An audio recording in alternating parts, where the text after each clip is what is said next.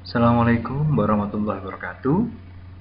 Kembali lagi dengan saya pada mata kuliah Metodologi Penelitian Pendidikan Fakultas Ilmu Pendidikan Universitas Kiai Haji Abdul Wahab Hasbullah.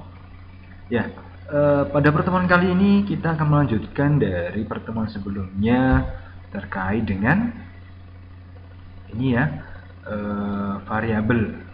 Terkait dengan variabel penelitian. Nah, kita akan memasuki pada materi selanjutnya yang berhubungan dengan hipotesis penelitian. Apa sih hipotesis penelitian itu? Hipotesis itu diartikan sebagai penjelasan sementara tentang suatu tingkah laku, gejala, atau kejadian yang telah atau akan terjadi. Nah, jadi hipotesis itu seperti ungkapan sementara atau harapan sementara terkait dengan fenomena atau permasalahan yang telah atau akan terjadi. Harapan yang dinyatakan mengenai hubungan antar variabel, pernyataan yang dapat diuji mengenai hubungan potensi antara dua atau lebih variabel, atau juga disebut hipotesis itu adalah jawaban sementara suatu penelitian. Nah, itu jadi ada tiga harapan yang dinyatakan, atau pernyataan yang dapat diuji, atau jawaban sementara penelitian. Jadi masih belum terbukti. Hipotesis itu adalah jawaban sementara atau jawaban yang belum terbukti. Ketika jawaban itu sudah terbukti, maka itu akan menjadi suatu kesimpulan. Seperti itu.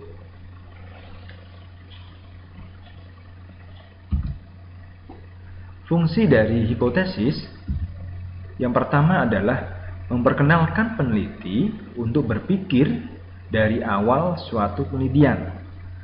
Jadi fungsi hipotesisnya adalah memperkenalkan dulu dari peneliti untuk berpikir secara awal terkait dengan penelitian yang dihadapinya. Yang kedua adalah menentukan tahap atau prosedur dari penelitian. Yang ketiga, membantu menetapkan bentuk untuk penyajian, analisis, dan interpretasi suatu data. Jadi hipotesis ini nantinya akan membantu mengarahkan dalam hal analisis data dari data yang sudah diperoleh. Ciri-ciri dari hipotesis yang pertama adalah hipotesis itu harus menyatakan suatu hubungan. Jadi hipotesis itu menyatakan suatu hubungan, entah itu hubungan antara variabel satu dengan variabel lainnya atau yang lebih. Itu yang penting ada pernyataan suatu hubungan. Kemudian yang kedua adalah hipotesis harus sesuai dengan fakta.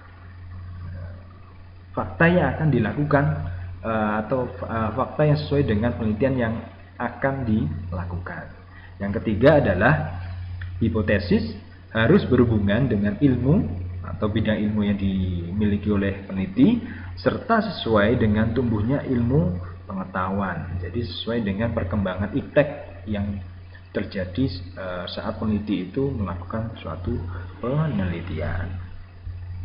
Hipotesis yang keempat, hipotesis harus dapat diuji. Nah, ini yang menariknya, memang harus hipotesis ini karena memang jawaban sementara, karena belum terbukti, maka hipotesis itu harus dapat diuji. Kalau tidak dapat diuji, berarti kita tidak bisa melakukan penelitian.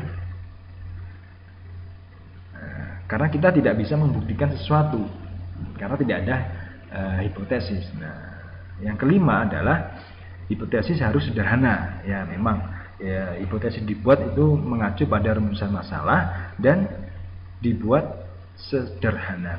Oke.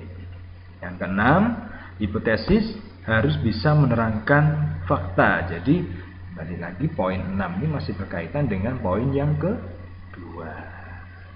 Jadi harus bisa menerangkan fakta yang terjadi terkait dengan penelitian yang akan dilakukan.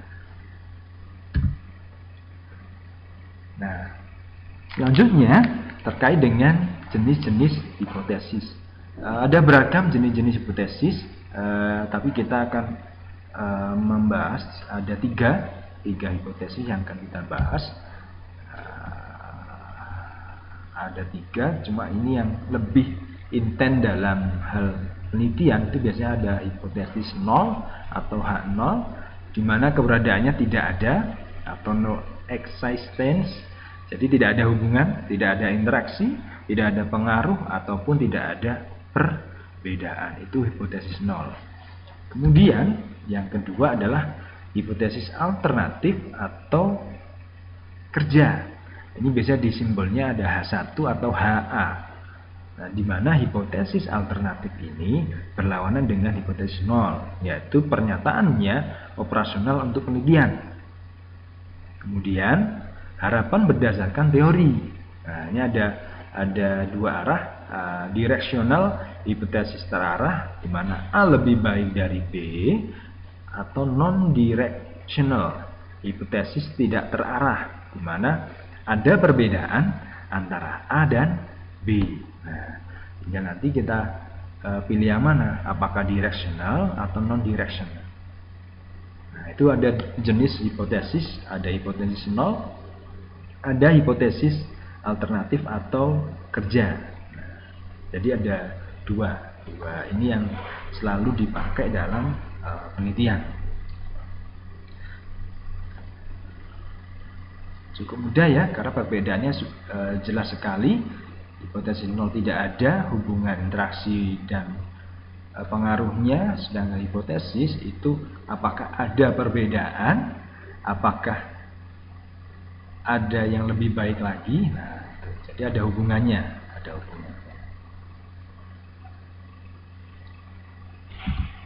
Selanjutnya terkait dengan hipotesis penelitian.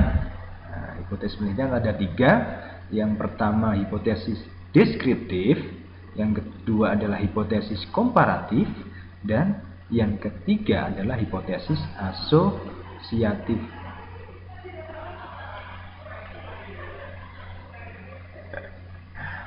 Hipotesis deskriptif ini pernyataan dugaan terhadap variabel, jadi lebih pada dugaan variabel.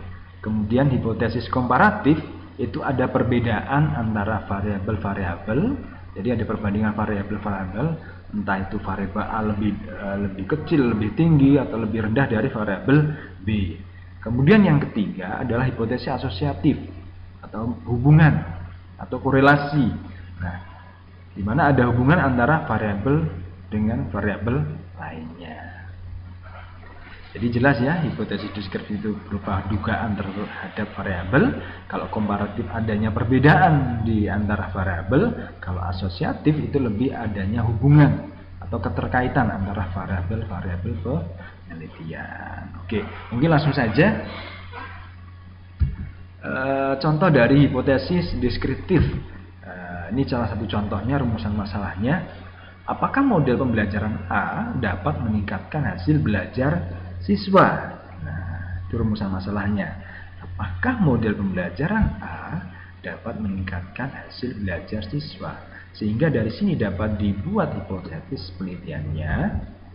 Nah, dari model pembelajaran A dapat meningkatkan hasil belajar siswa. Nah, H0-nya sama dengan model pembelajaran A dapat meningkatkan hasil belajar siswa. Sedangkan H1-nya model pembelajaran A ternyata tidak dapat meningkatkan hasil belajar siswa. Nah, di mana ini MA itu lebih besar dari hasil belajar atau model pembelajaran yang lain itu kurang dari hasil belajarnya. Jadi hipotesisnya semacam ini, deskriptifnya semacam ini. Nah, ini hanya dugaan sementara. Nah, kalau memang model pembelajaran ini dapat meningkatkan, berarti H0-nya diterima, sedangkan H1-nya ditolak, semacam itu. Kemudian hipotesis komparatif. Ini rumusan masalahnya. Karena komparatif ada perbedaan ya, maka rumusan masalahnya juga harus menyesuaikan. adakah perbedaan model pembelajaran A dengan model pembelajaran B terhadap hasil belajar siswa? Kemudian hipotesisnya, ada perbedaan antara model pembelajaran A dan B terhadap hasil belajar siswa, sehingga dirumuskan H0-nya hipotesis 0, tidak ada perbedaan antara model pembelajaran A dan model pembelajaran B terhadap hasil belajar siswa. Sedangkan H1 sama dengan ada perbedaan antara model pembelajaran A dan B terhadap hasil belajar siswa, di mana MA itu tidak sama dengan MB. Kalau yang H0 tadi, MA sama dengan MB. Sehingga kalau kesimpulannya ada perbedaan, berarti H0-nya ditolak, H1-nya diterima. Sedangkan kalau misalnya hasil kesimpulannya tidak ada perbedaan, maka H0-nya diterima, H1-nya ditolak. Gitu. Nah, selanjutnya, hipotesis asosiatif atau lebih dikenal hubungan, rumusan masalahnya sudah ada. Nah, di mana adakah hubungan antara keterampilan proses sains terhadap kemampuan penguasaan konsep siswa? Adakah hubungannya? Nah, sehingga ditulis hipotesisnya adalah ada hubungan antara keterampilan proses sains terhadap kemampuan penguasaan konsep siswa. Nah, ini jawaban sementara. Tapi dugaan sementara untuk H0-nya, tidak ada hubungan antara keterkaitan proses sains terhadap kemampuan penguasaan konsep siswa, di mana R itu sama dengan 0.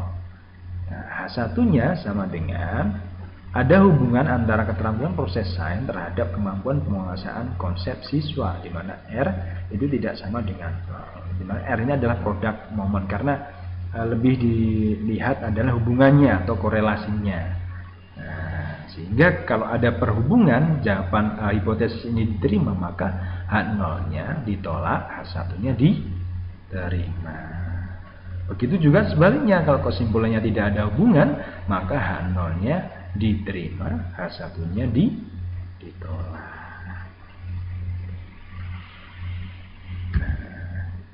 Mungkin itu yang dapat saya sampaikan pada pertemuan kali ini. Untuk tugasnya, kalian menyesuaikan rumusan masalah yang sudah kalian buat, susun. Kemudian kalian menentukan variabel dari judul penelitian yang sudah ada, menentukan variabel penelitian, dan kemudian dilanjutkan penyesuaian rumusan masalah untuk dibuat suatu hipotesis. Jadi tugasnya itu ya. Jangan lupa nanti dikumpulkan sesuai kontrak kita, atau nanti saya hubungi kalian kapan untuk bisa dikumpulkan. Mungkin itu saja dari saya, kurang lebihnya mohon maaf. Tetap semangat, jaga kesehatan. See you next time. Saya Iri. Wassalamualaikum warahmatullahi wabarakatuh.